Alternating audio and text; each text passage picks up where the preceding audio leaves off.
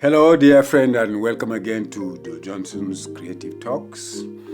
We return once again to our noble Nobel laureate's poem, My Lord, Tell Me Where to Keep Your Bribe. It's been quite a ride, and I think I'm enjoying it as much as you are enjoying it, I suppose. And if there's anything that is making you not to enjoy it, please let me know. Put a comment for me on the box below so that I can help you, because I really want us to go together. And I also want us to enjoy the poem just as a poem, and then of course to, see what meaning it makes to us and how we can contribute to the betterment of our society, because in the course of reading and learning from this poem, we ourselves are becoming writers who want to make our society better.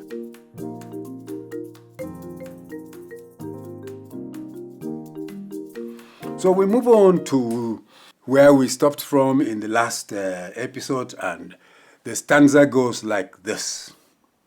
It says, and election petition tribunals. Bless those gold mines and bottomless booties. Scoundrel vote riggers romp to electoral victory. All hail our buyable bench and conniving bar. Now, so let's go now to look at the words, look at the lines, and what we feel and what we learn at the end of the day. The first line, interesting. If I were probably to suggest as you read it, perhaps I would say don't stop at tribunals in that first line. Add the R's to it, because I think it makes it more effective when we say and. Because if you are not linking with the previous poem, the and takes you, by surprise. So it is a connection between what we have left behind. So, and election petition tribunals. What are election petition tribunals? This is more like a court that is set up to try cases of election. Okay, in Nigeria, for example, this happens all over the world, but in Nigeria, it is literally every election that we have these tribunals, because many things go wrong during the election.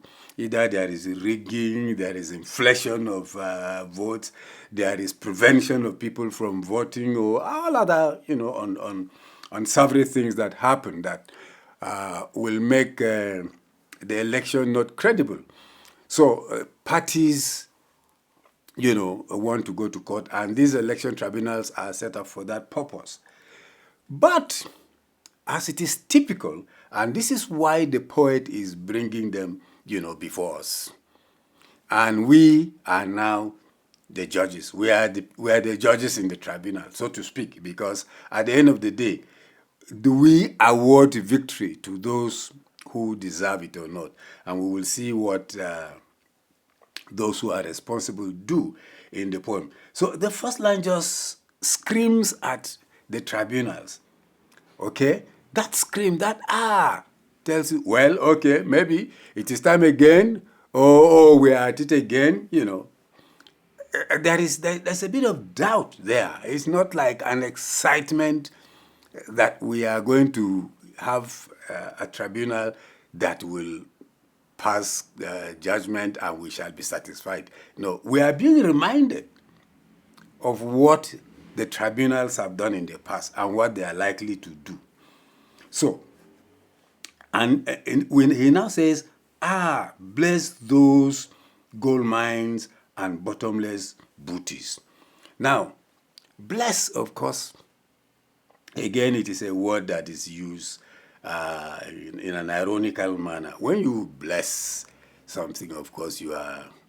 How should I put it? When you bless somebody, of course, you're asking the Creator to make him better, to ennoble him, to enshrine him, to whatever. Okay, that is a blessing. Something good come to you, as opposed to a curse, right? Now, if you look at it carefully, at the end you might see that perhaps in the place of this word, bless, the poet might have meant curse those gold mines. What are gold mines? Of course, a literal sense. A gold mine is a place where gold is found and where mining is taking place. But in this context and in most contexts, we are talking about a place where wealth, especially easy wealth, is found, right? When we talk about a gold mine, okay, you could happen upon something that you've been wanting. For example, information. Say all of a sudden you find the information that you've been looking for. It's a gold mine, but or you're looking for money. You're broke, and then you find a source that you could get money very easily. That's a gold mine.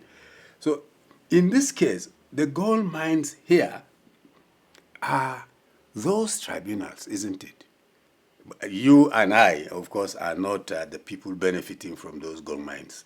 It is those who are involved directly, as in those, we are talking about my Lord, okay? And my Lord has a group of people around them, the lawyers, and judges and lawyers, and then of course the people who have come, who are complainants, and those who are defending them, and so on and so forth. Those are the kind of people we are talking about here, and they are the ones who will benefit from the gold mines. So, gold mines are sources of easy wealth, and then bottomless booties.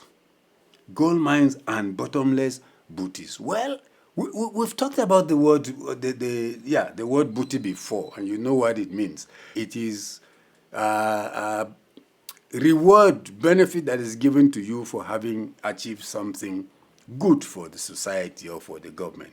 But in this case, and in most cases, when it happens, say in a military expedition, where people grab the wealth or property of people that they have conquered, that's what is happening here. That's what the poet is talking about here. Bottomless booties are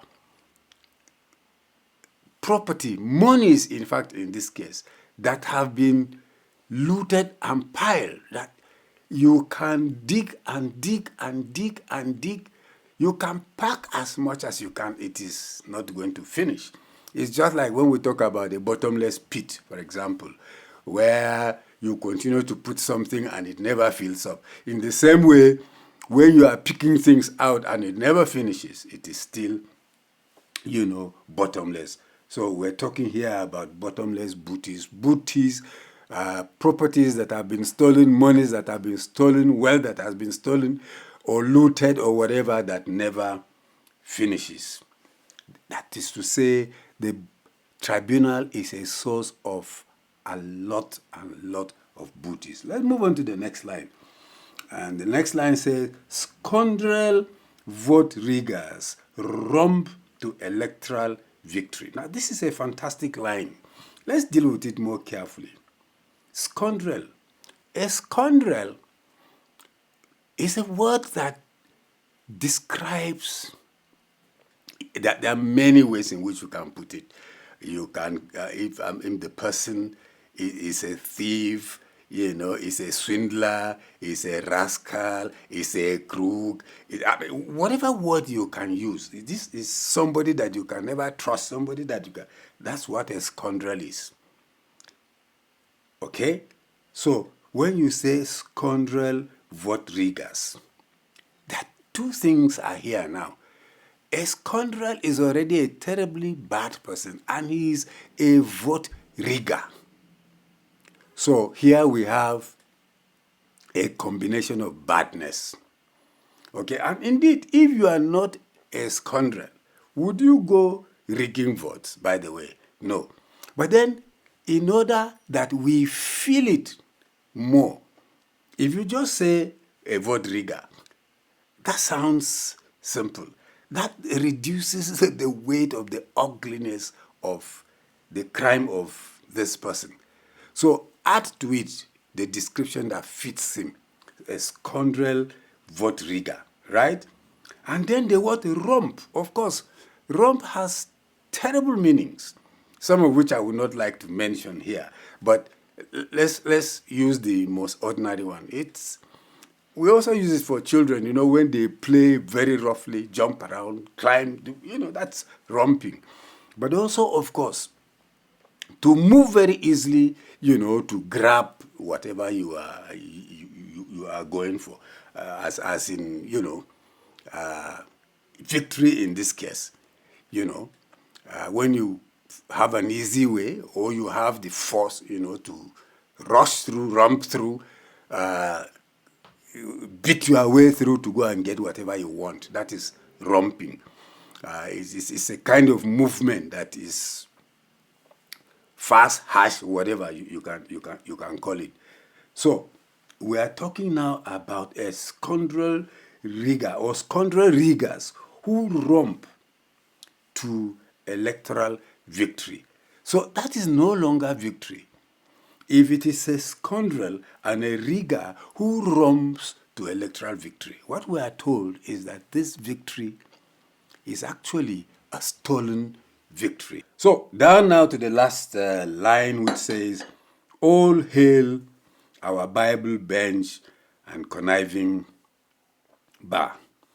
So, all hail the king is to say, praise the king, praise the queen, and so on and so forth. In this context, it doesn't mean praise, because we cannot hail our Bible bench. If you know what a bench is in this context, the bench, by the way, is for the judge, where my lord, the judge, sits, and the bar is where the lawyers, the defenders, the prosecutors, and so on sit. Okay? So all hail these two. How is that going to happen? Because these are the persons that actually sell justice. And it's been said very straightforward here. Bible bench. So the judge is for sale. Okay? Conniving bar. The lawyers are there for buy and sell. Okay, you can buy, and in the case of the lawyer, see that there are two ways, there are two sides to it. The lawyer, the lawyer and the judge can connive. The lawyer and the opposing lawyer can connive.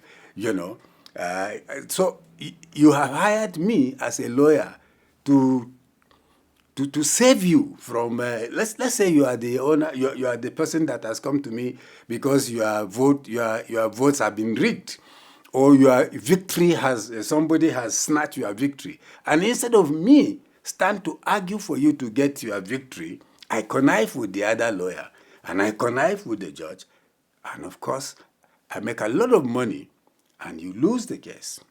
So this is what we have in this poem.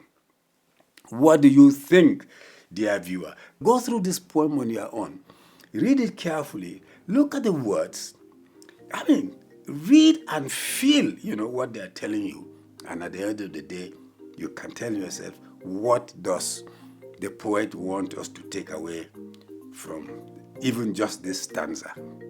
Thank you very much, dear viewer. I hope we've undertaken this journey together. And please do put your comments in the box below if you have any queries you want me to sort out. Thank you.